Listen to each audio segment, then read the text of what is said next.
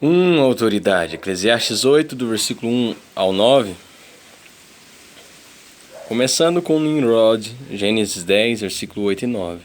E prosseguindo ao longo dos séculos, com os faraós, Senaqueribe, Nabucodonosor, Dário, os Césares e, em tempos mais recentes, os ditadores medíocres, milhões de pessoas foram oprimidas, de uma forma ou de outra, por algum governante incompetente. Em várias ocasiões, o povo de Israel sofreu nas mãos de opressores estrangeiros, e o próprio Salomão colocou o seu povo sob um jugo pesado de servidão. 1 Reis 4, do versículo 7 ao 28. 1 Reis 12, 1. É importante lembrar que, naquele tempo, os governantes do Oriente exerciam poder absoluto sobre seus súditos e, com frequência, usavam esse poder indevidamente, de acordo com seus caprichos. Alguns líderes governavam como ditadores benevolentes, mas quase todos eram déspotas, que não permitiam que coisa alguma os impedisse de satisfazer seus desejos. Salomão descreve um oficial da corte real, um homem que deveria cumprir as ordens de um governante tirano. Era um oficial sábio, como era possível ver até mesmo em seu rosto. Versículo 1. Ver também Neemias 2:1, Provérbios 15:13. E se o rei ordenasse que ele fizesse algo perverso, algo que o servo não desejava fazer, qual deveria ser sua atitude? Entra em cena a sabedoria que lhe mostra 4 abordagens possíveis para lidar com esse problema.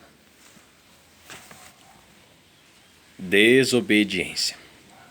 A admoestação de Salomão é: observa o mandamento do rei, versículo 2. Isso porque, em primeiro lugar, o oficial deve se manter fiel a seu juramento de lealdade ao rei e a Deus, fonte de toda a autoridade do mundo, Romanos capítulo 13.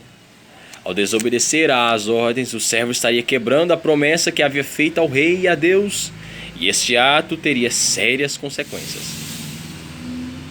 A palavra do rei era mais poderosa que a do servo, versículo 4, e, portanto, prevaleceria mesmo que o rei precisasse eliminar a oposição. Não era seguro para ninguém questionar as decisões do rei, pois ele faz o que bem entende. Não havia lei alguma para condenar o rei.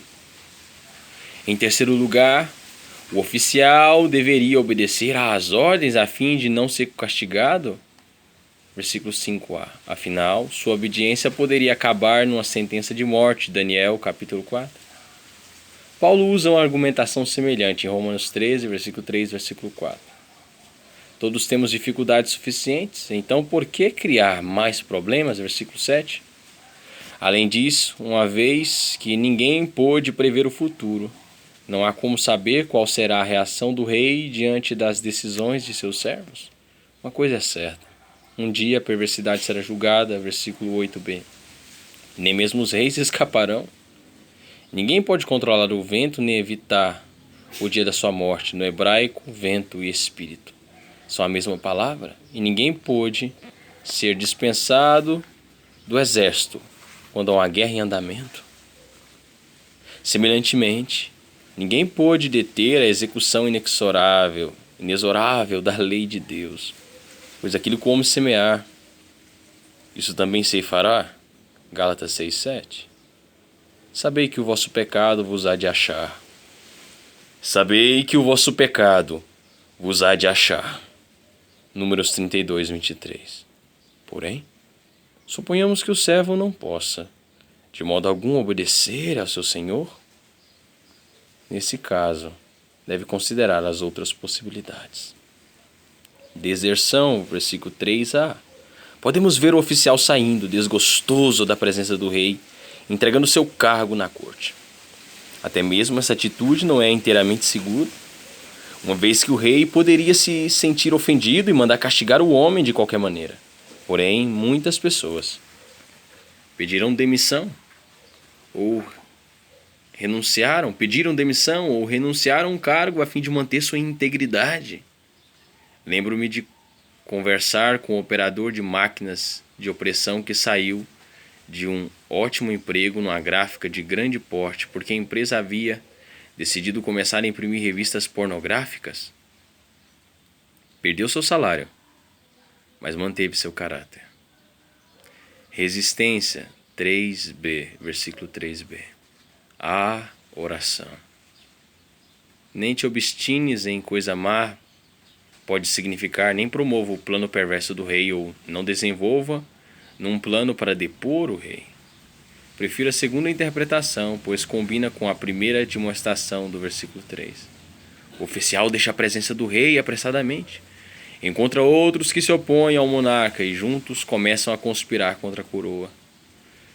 Salomão não aprova essa abordagem. Existe um lugar para a desobediência civil na vida do cristão. Os cidadãos respeitadores da lei têm o direito de resistir às autoridades quando acreditam que a lei não é justa. Thomas Jefferson escreveu: resistir aos tiranos é obedecer a Deus. Ele estava certo? Resistir aos tiranos é obedecer a Deus? Ele estava certo? Em se tratando de questões de consciência e de lei, os cristãos, de modo geral, concordam com Pedro. Antes, importa obedecer a Deus do que aos homens. Atos 5:29. Os prisioneiros e mártires cristãos, ao longo das eras, são testemunhas da coragem, da consciência e da importância de defender aquilo que é certo. Isso não significa que podemos resistir à lei em relação a toda questão secundária que nos perturba, mas quer dizer que temos a obrigação de obedecer à nossa consciência. A maneira de expressarmos nossa discordância requer sabedoria e graça, que nos leva à quarta possibilidade: discernimento. Versículo 5b e versículo 6. O servo sábio está ciente de que se deve considerar o tempo e o modo de tudo o que fazemos, pois é preciso ter discernimento para fazer distinção entre o modo e o tempo correto e incorreto de agir. A pessoa impulsiva que reage de maneira exacerbada e que, em sua raiva, deixa a sala apressadamente, versículo 3, provavelmente está só piorando o problema. A sabedoria nos ajuda a entender as pessoas e as situações, a descobrir qual é a coisa certa a fazer e o momento mais apropriado de agir. O coração do homem conhece o tempo e o modo, versículo 5b. A vida de vários servos de Deus do Antigo Testamento ilustra essa verdade perfeitamente. José não foi impulsivo, revelando de imediato a seus irmãos sua verdadeira identidade, pois desejava certificar-se de que o coração deles estava em ordem com Deus e com seu pai. Quando os ouviu confessar seus pecados, José soube que era o momento certo de se identificar. A maneira como tratou essa questão delicada é um exemplo brilhante de sabedoria. Gênesis capítulo 43 até o capítulo 45. Neemias sentiu em seu coração o desejo de reconstruir os muros de Jerusalém, mas não estava certo de que o rei o dispensaria para isso. Neemias capítulo 1, capítulo 2. Esperou, observou e orou, sabendo que um dia Deus criaria uma oportunidade para ele. Quando essa ocasião surgiu, Neemias estava preparado e o rei atendeu seu pedido. Neemias soube como discernir o tempo e o modo. Prisioneiro de guerra numa nação gentia, Daniel recusou-se a comer os alimentos impuros colocados diante dele, mas não fez cena. Daniel recusou-se a comer os alimentos impuros colocados diante dele, mas não fez uma cena. Antes usou de gentileza e de sabedoria, sugerindo que os guardas permitissem aos judeus experimentar uma dieta diferente. O plano funcionou e Daniel e seus amigos não apenas se mantiveram cerimonialmente puros, mas também foram promovidos à corte do rei. Daniel capítulo 1. Os apóstolos exercitaram o discernimento espiritual quando foram presos e perseguidos, Atos capítulo 4 até o capítulo 5. Demonstraram respeito para com as autoridades, mesmo quando os líderes religiosos agiram de maneira preconceituosa e ilegal. Os apóstolos estavam dispostos a sofrer por sua fé e o Senhor os honrou. Nossas opções são desobedecer, fugir, resistir às ordens e até mesmo lutar contra elas. Nossas opções são desobedecer, fugir, resistir às ordens e até mesmo lutar contra elas. Porém, antes de agir, devemos exercitar a sabedoria e procurar discernir o tempo e o modo mais apropriados. O tempo e o modo mais apropriados?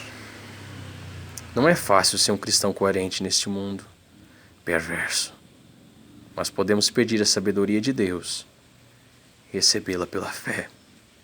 Tiago capítulo 1, versículo 5, Tiago 3, versículo 17, versículo 18.